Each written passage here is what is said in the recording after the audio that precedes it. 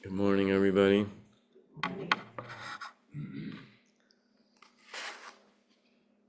Really grateful that we get to do this together today.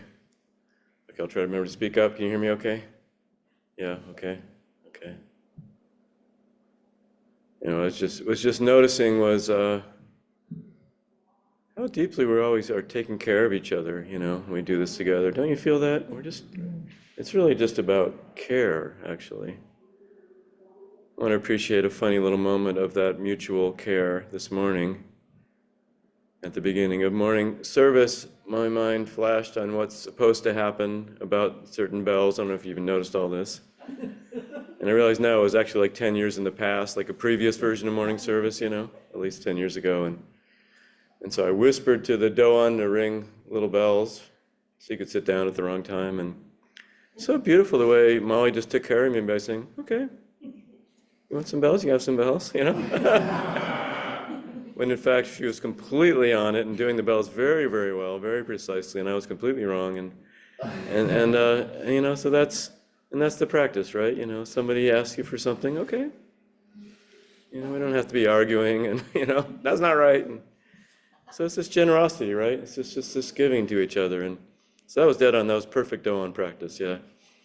Do it right as much as you can, and if the teacher tells you to do it something else, then do something else. And yeah, so that was beautiful. Thanks, Molly. Thanks for the wrong bells.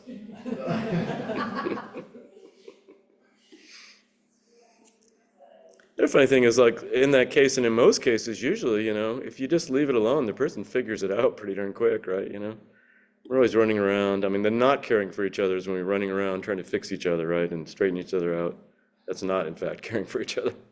It may appear to be, but it's like the shadow side of care, straightening each other out. So I straightened myself out pretty quick.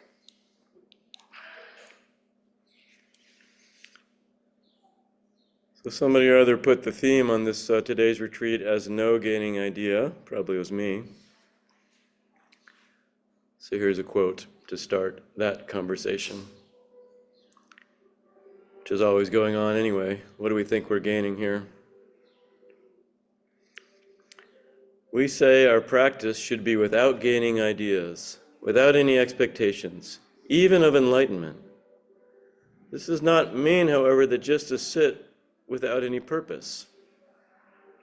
The practice is free from gaining ideas. The practice free from gaining ideas is based on the Heart Sutra. So we just chanted that, so that's good. The Heart Sutra says, form is emptiness and emptiness is form. But if you attach to that statement, you're liable to be involved in dualistic ideas. Here is you, form, and here is emptiness over there, which you are trying to realize through form. So form is emptiness and emptiness is form can be understood a little dualistically. But fortunately, the teaching goes on to say, form is form and emptiness is emptiness.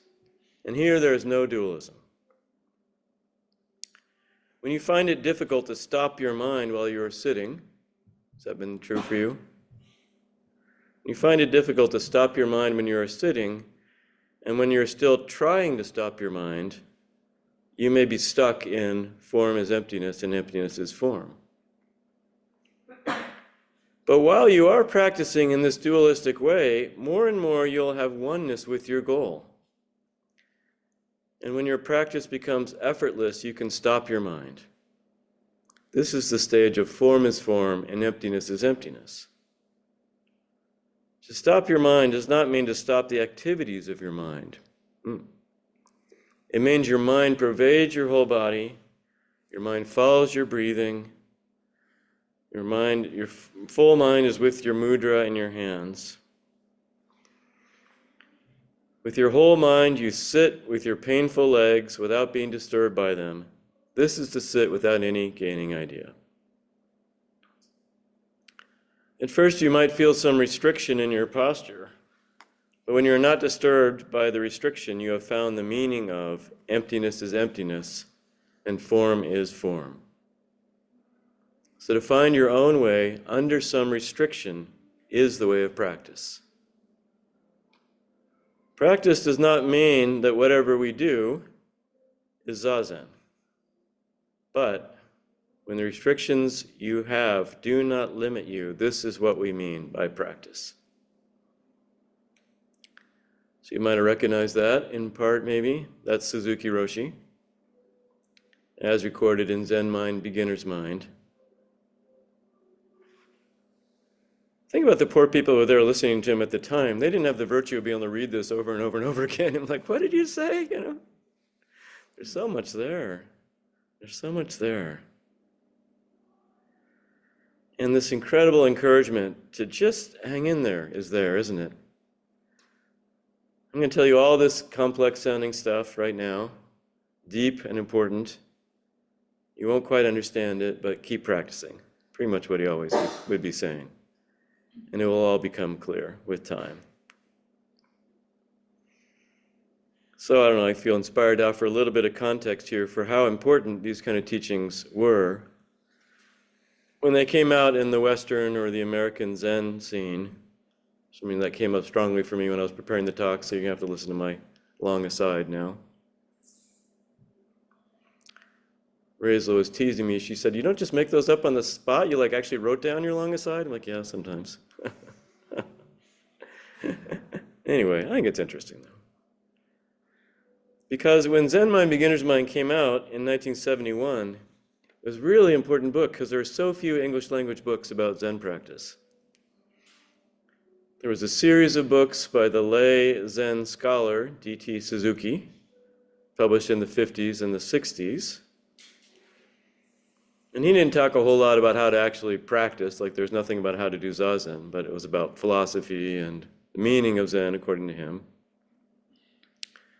And then there was Philip Kaplow's really dynamic 1969 book, The Three Pillars of Zen.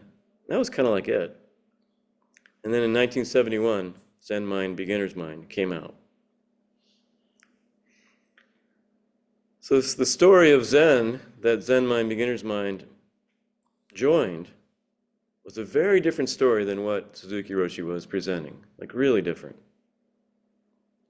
D.T. Suzuki, Philip Kapleau, and others strongly were telling the story of dramatic breakthroughs, powerful awakening experiences, pushing through, transcending, throwing your ego in the garbage and burning it up and dancing on the ashes, Like Suzuki wrote, or D.T. Suzuki would just say this straight out. He wrote somewhere, Satori, Japanese word for awakening, Satori is the raison d'etre of Zen, without which Zen is not Zen. So nothing but this big experience.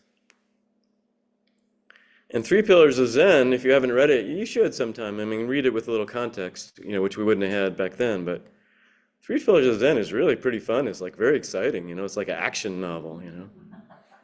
It gives these blow-by-blow accounts of student and master in the Dokusan room, just working with koan practice and practicing deeply, and eventually kind of exploding into awakening. And, real stories, but told with a certain lens, for sure. And to be fair, actually, it was the first English language book to actually have diagrams of the posture and explain how to sit zazen. So it wasn't just about this awakening story, but that was the core of it, what got people excited. And to its credit, it inspired a lot of people, I think D.T. Suzuki got a lot of people interested, wow, that's cool. Let's get stoned and talk about it, right? But Kaplow's book really inspired people, where do I go to actually do this, I'll just do it here. I got the book. Fold up a pillow in half and, until I fall over. Am I awakened? But really, it got people really excited and interested in Zen, and it met the cultural moment, for sure, right? People were looking for something radically different in the 60s into the 70s in the West, for sure. This awakening, this cosmic experience sounded really great. And it aligned with, hallucinogenic experience too, right? Oh, this is a way to get, people used to say, well, this is a way to get that same thing, but it's permanent, He used to say that. I try getting high, but it wears off. This is even better. And it's not totally wrong either, right? I mean, this practice changes us. And some people sometimes do, these are not made up, these are real experiences people have. People do sometimes experience dramatic shifts in their perspective, their feeling, their identity, which are often really healing and helpful. But not always, right? Not always. Sometimes they're destabilizing and psychotic too. So much depends on the circumstances, the person, their history, and their support. But these dramatic stories, I think, helped people early on actually have some faith. Like, wow, just sitting there and breathing or focusing on some cryptic sound like moo, that can change you in that dramatic way? Like, wow, let's find out. So it's very experiential movement, you know. But in itself, very unbalanced. And I think led to actually a lot of suffering. A lot of people left the practice. You don't hear about those people, right? You know, they didn't write the books later. And people actually getting hurt, you don't hear about them so much. And the other part of that story we've talked about a lot here before is that that system of dramatic awakening requires the enlightened Roshi who is perfect. And that creates more than a few problems in the Roshi and the students, as you know. So it's kind of like this dramatic, kind of imbalanced, exciting beginning to Zen in the West, you know. And people were really into it. You know, you may think some people around here are into this, but we got nothing, you know. People are like, this is my whole life, you know. It's only practice, you know. Everything else is just, you know, forget it, you know. And they're very quick to join residential communities and abandon their, you know, resumes and all that stuff, because what is that? That stuff doesn't matter at all. This is what matters. And then along comes Zen Mind, Beginner's Mind. This kind of like humble, quirky, deep book. Suzuki Roshi's charming version of English, which is a little hard to track sometimes, and actually is much cleaned up. If you ever want to, you can look online for the actual transcripts of these talks. They are much more starting and stopping and convoluted, and so this is already pretty well tidied up. And for me, for some reason I'll never understand, Zen Mind, Beginner's Mind, this was my book. I had already read Three Pillars of Zen and read another really kind of exciting book called The Empty Mirror. It was about this Dutch novelist who got himself to Kyoto, to Daitokuji in the 1950s, and without having any clue at all, spent a year in the monastery in training. That's a really fun book. Also very dramatic, you know. This guy was like nut, like we wouldn't do this today, you know. He didn't know any Japanese or anything about Zen, and I'll try not to distract by this because it's such a fun story. You should just read it, you know, The Empty Mirror.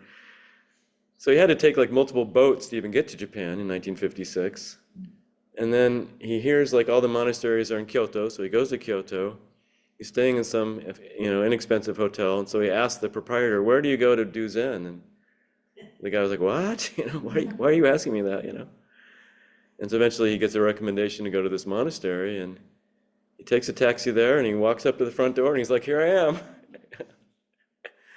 No, I want to live here. I'm here to stay. You know. And somehow they took him in. You know, they recognized his sincerity, and his first days in the monastery make a great read. Like he was so confused. Anyway, I'll tell you more stories later. But it was that spirit, right? It's like, go for it, you know. He was also 26 and a healthy young man, you know. Anyway. So here's Suzuki Roshi, and his work has a very different relationship to this idea of enlightenment, which of course is also just an idea. And that it's not real, but it's not real in this dualistic way that it was at first portrayed, is what he's always telling us. It's not about abandoning your former self, it's about fully merging with your true self. And that awakening can also be quiet. Suzuki Roshi was a deep follower of Dogen, and everything he says is basically from Dogen. He just says it in his own ways. And this expression, no gaining idea, is a not unusual term in Japanese Zen, I found out, but as far as I know, it's never used by Dogen, so that's his way of talking about Dogen's way.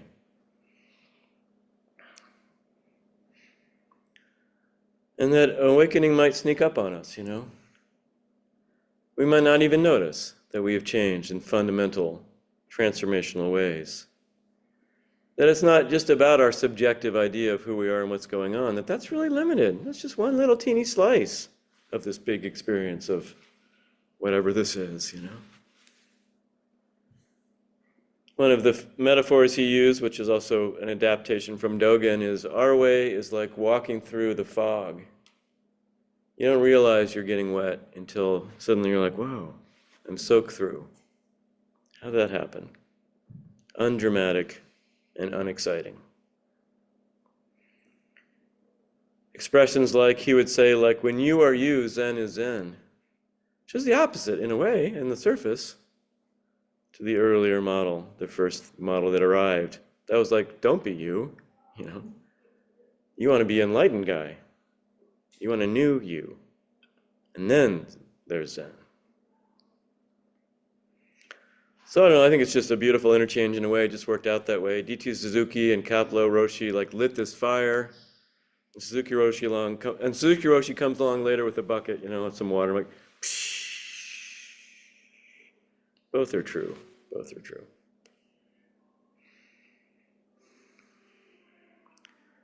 So we can think about practice and everything else in a dualistic way. There's nothing exactly wrong with that. We can recognize the things that are wrong with us and get curious about how to improve. But there's also a problem with that, isn't there?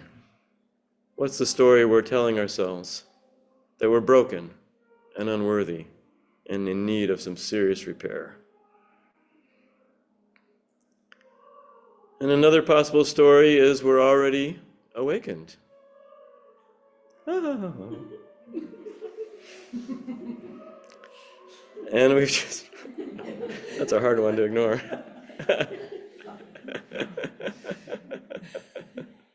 It's awakening right there, isn't it? And then we look at, yes, we're already Buddha and we forgot, we lost track of it. So practice patiently and gradually we'll remember. But even that's not quite right either, I don't think, do you? That's still like we need to do something and learn something and notice something and figure something out. What if it's more like it's already right here? This moment with choir practice and us together and all my parts that I label in all kinds of ways. This is Buddha, This is perfect. This is awakening already, fully manifested, really right here.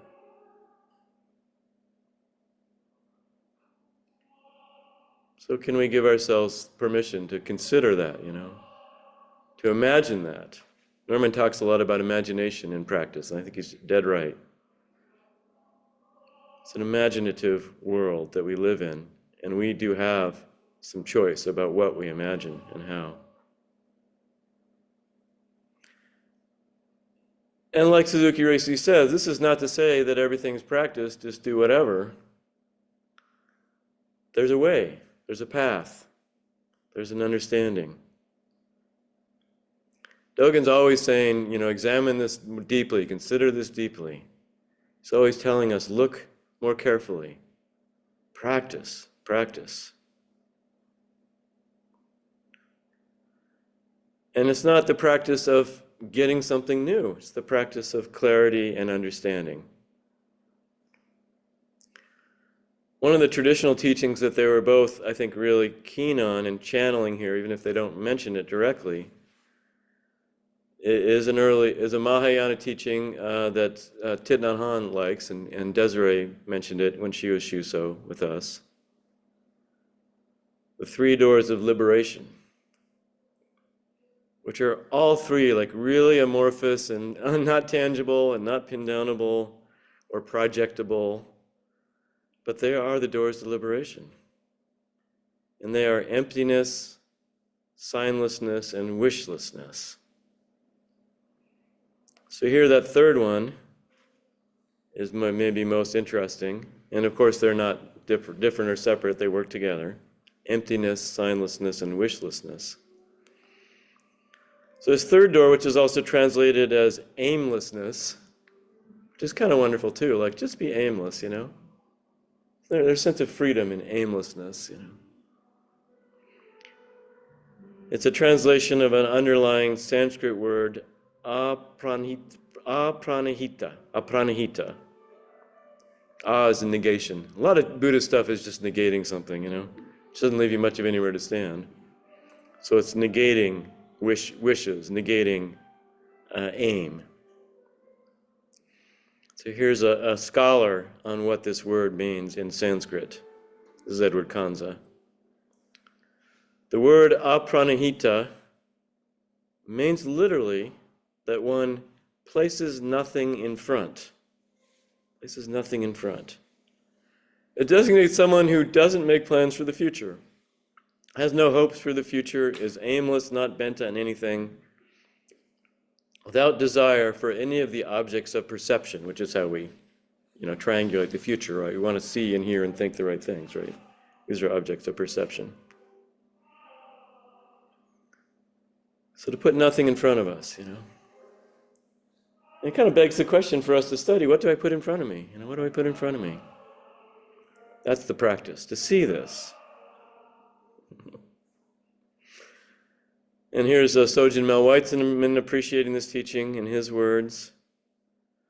Wishlessness means letting go and appreciating. Letting go and being able to appreciate everything. So not putting something in front of you means you can actually appreciate everything, right?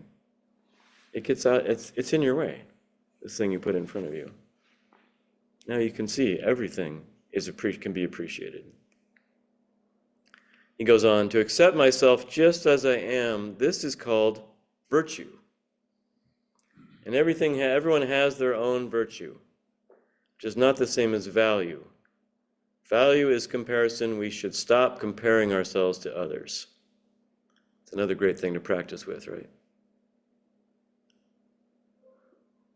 Every relationship we have is its own little intensive on noticing comparing yourself to others and what suffering that creates, right? So we can practice with that.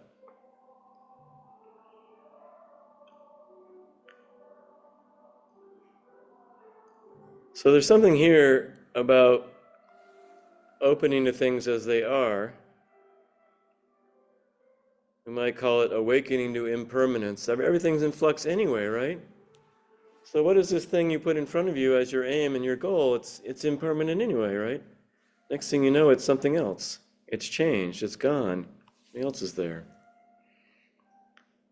So to understand this may sound like we're getting something, we're gaining something. Oh, I get it now, I got that. At least I got something, got some understanding. But our practice is more like digesting, I think, than understanding. It's in our gut, Maybe the opposite of a gaining idea, it's more like a losing idea.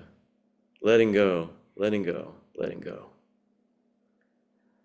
And so we get back to the Heart Sutra, it says this really clear in there.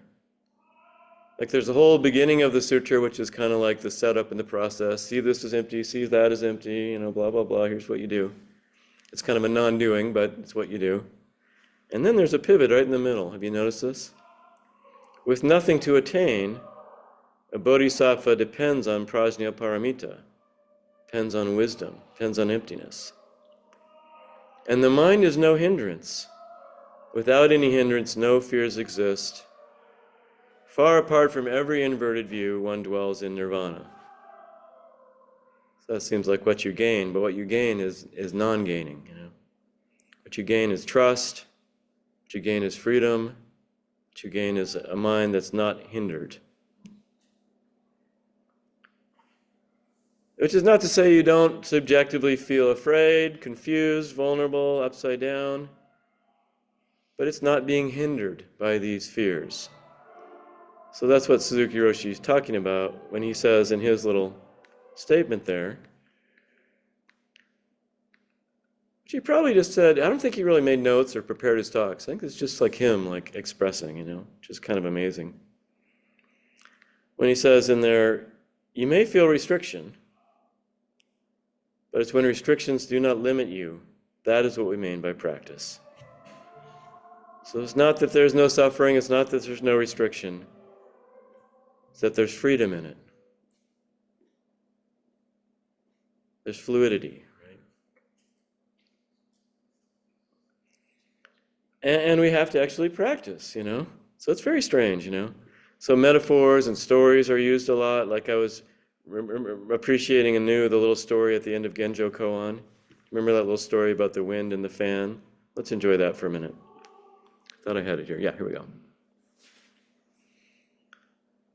Mayu Zen Master Baosho was fanning himself.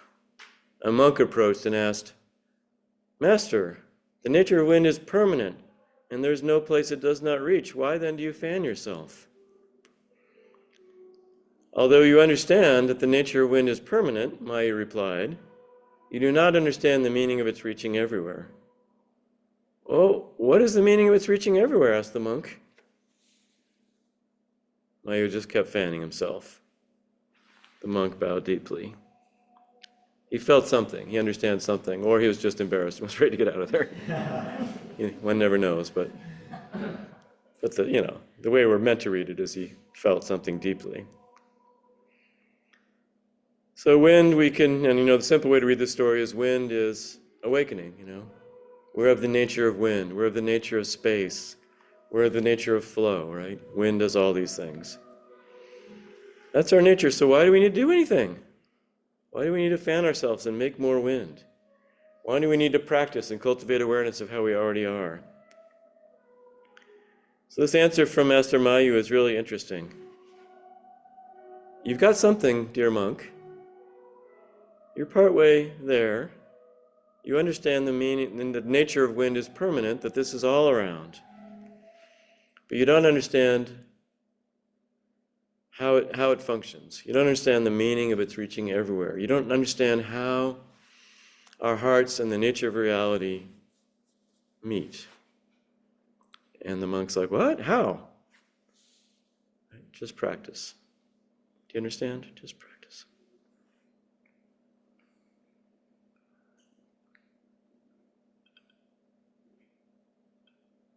So it's worth considering all this, it's all a little heady. I feel a little embarrassed to talk about this stuff. Like, why do we need to even talk about it, Does it help? But we can consider, and they aren't even that, these are not always that obvious to us. What do I think I'm getting here? What is my gaining idea? Why do I think I have to fan myself? And what happens when that gaining idea doesn't happen, or happens in a different way, or we see the opposite happening, or something like this? So wishlessness, aimlessness, what are we putting in front of ourselves? What are we leaning towards, pushing ourselves towards, reaching for? And so Suzuki Roshi encourages us to really frame this within this really interesting and confusing teaching of form and emptiness. So let's break that down for a little minute, and then we'll stop talking and keep practicing. Keep listening. It's a beautiful voice, huh? We say our practice should be without gaining ideas, without any expectations, even of enlightenment. This does not mean, however, to sit without any purpose. There's a purpose. The practice free from gaining ideas is based on the Heart Sutra, or clarified by the Heart Sutra, or reflected in the Heart Sutra. But he says, if you misunderstand this, you're just going to reinforce this striving. You're just going to reinforce this gaining idea. Your practice will be dualistic, is the word he uses. That it says form is emptiness and emptiness in form, but if you attach to that, you're going to just be striving to make something happen. You say, okay, form is emptiness, I'm going to make this form into emptiness. Emptiness form, I'm going to feel the emptiness in this form. I'm going to make this happen. I'm going to practice for this. So that's a gaining idea. Even though it's completely the truth, right? So like all words, it's important, it's essential, and it's a little bit of a problem, you know. But fortunately, he says, the sutra also says, form is form and emptiness is emptiness. Which at first it sounds like, oh, well, that, you know, what happened to form, you know, what happened to the form is emptiness, emptiness, form? Like what, why are we dividing it up again? And I think what Suzuki Roshi is saying here is that's a really important expedient means from the Buddha. That's to help us, because we don't get, really, in our bones yet, form is emptiness and emptiness is form. That's just going to tangle us up and make us try to take, you know, go to the enlightenment intensive and, you know, destroy our knees and our psychology and, you know, get to emptiness, you know, have that big experience. He says, Buddha offered us this other one, help us relax. Form is form. Emptiness is emptiness. You know, it's right here, you know, right here. So just take the form of sitting and sit. Let emptiness take care of itself. If you feel like you're somehow experiencing or connecting or merging with emptiness, that's fine. But don't get all excited and go see the teacher about your, you know, yippee, you know. You can if you want. I'm interested.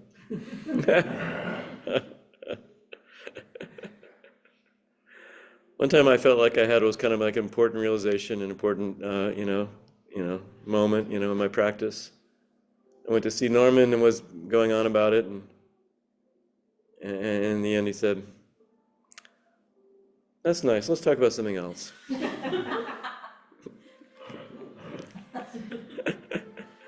I didn't feel put down, actually. He was skillful the way he did that. He read me well. It's like, I kind of actually felt a relief, like, oh, yeah, you're right. That happened earlier. We're here right now. So it's okay that form is form, but to understand form is form and emptiness is emptiness is not different from form is emptiness, emptiness is form, but we only have this, right? Not to try to make something else out of this, but to fully appreciate this. That's why we have all these like little trite expressions like when sitting, just sit, when eating, just eat, right? When walking, just walk, just breathe. That's to settle into form is form and emptiness is emptiness. And settling into that fully, it's just natural. It just happens. Suzuki Roshi goes on to say, even though you're practicing this dualistic way, and that is, right? More and more you will have oneness with your goal. And when your practice becomes effortless, you can stop your mind. This is really practicing form is form and emptiness is emptiness. And by the way, I think stop your mind is probably a little bit of a mistake here, and I dare to correct Suzuki Roshi. Probably better is relax, don't you think? To relax your mind. In that first part where he said stop your mind, maybe we reread that little section with relax. It might be more useful to us.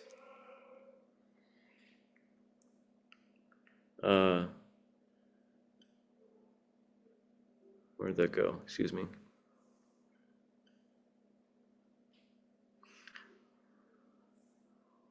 Let's read the whole thing. Oh gosh, there's like a part I want to read to you, but it's not in my mind. Here we go. When you find it difficult to relax your mind while you're sitting, and you're still trying to relax your mind, that's form is emptiness. That's striving for form is emptiness, emptiness form. And then he says, when the penny drops, when you feel this merging a little more, then to relax your mind does not mean to stop the activities of your mind. So let go of that. It means your relaxed mind pervades your whole body, follows your breathing, is in your mudra, is in your experience, without being disturbed by the difficult parts of your experience.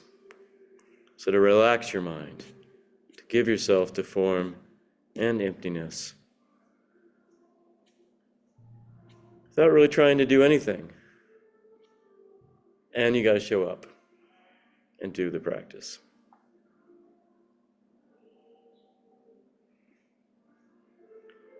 It's fun to notice little examples of striving, I like little examples. I mean, they're fun to talk about and laugh at yourself a little bit about.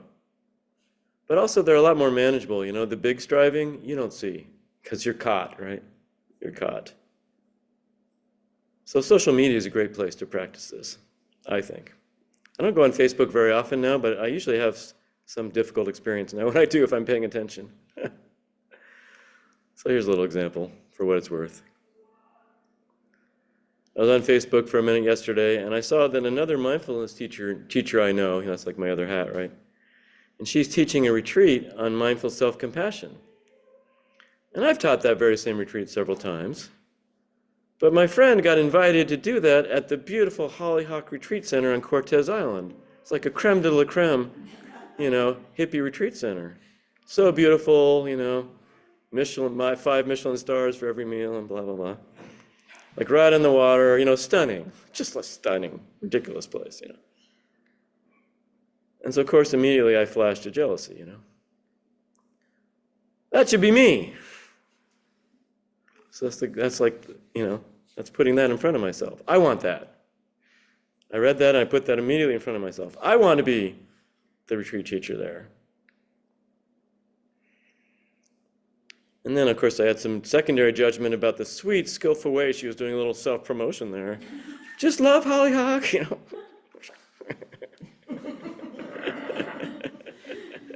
She's a wonderful person. I feel bad even bringing her up. It's all me. It's all me. And I could really feel right away, this is suffering, I'm creating pain right now. Felt the constriction, felt the hurt. I noticed, and it started to soften a little bit just when I noticed it, that putting something in front of me, that I can't have right now. I did a little reframing, that helps, but that's still kind of in the realm of, the mind trying to fix the mind. I did a little reframing. I said to myself, Tim, you actually already lead a bunch of retreats, hello? You do not have time for another one, actually. Even if Hollyhock called tomorrow, you'd say, oh, you'd suffer, but then you have to say, no, I can't go, And Megan is a wonderful person, bless her. I'm sure she does a great job, But there's that suffering, that reaching, right? The opposite of aimlessness, the opposite of wishlessness. Form is form, emptiness is emptiness, the emptiness of that moment. It took form, flash, and then it released into emptiness. And I'm not the kind of, maybe some people I think do this. I'm not the kind of person that has ever learned to be like, oh, go sit zazen now. Like, I never think of that ever, I'm just hopeful that there's enough hours of zazen are in me, that something will happen. But I get constricted, I get pissed off, and then it releases, And I can see, form and emptiness. There it is again. There it is again. There it is again. And so there was a moment of non-freedom, but then there was freedom again, Freedom within that restricted state. Freedom in the middle of wanting to be someone else, somewhere else, admired by thousands,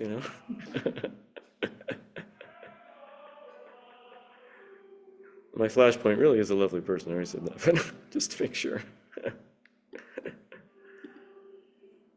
So here's how Suzuki Roshi ends this little passage again. With your whole mind. I'm going to underline that, your whole mind, your whole being.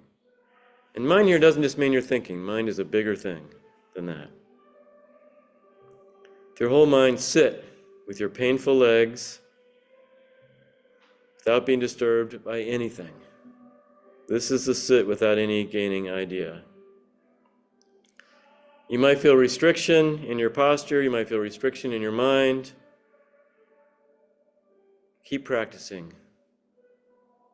And you will not be disturbed by the restriction. It's just restriction. And you will have found the meaning of emptiness is emptiness and form is form. And you'll find your own way. And then this is me adding a little. And then emptiness is form and form is emptiness at the exact same time.